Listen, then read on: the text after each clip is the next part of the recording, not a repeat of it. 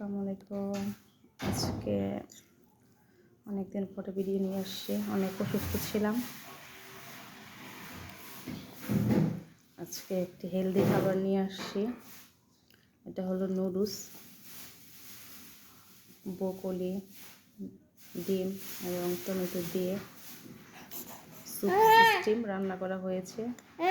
যারা খাবে ও ফু দিচ্ছে খাওয়ার জন্য। অনেক গরম, মাত্র নামানো হয়েছে, একদম ধুমা উঠছে। এটা একটা হেলদি খাবার। বিসমিল্লাহ বলে খেয়ে দেখতেছি কেমন হয়েছে।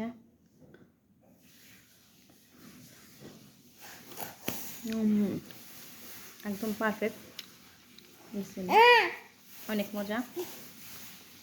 তো গরম বাবা, গরম। তো আজকের জন্য এটুকু, আল্লাহ হাফেজ।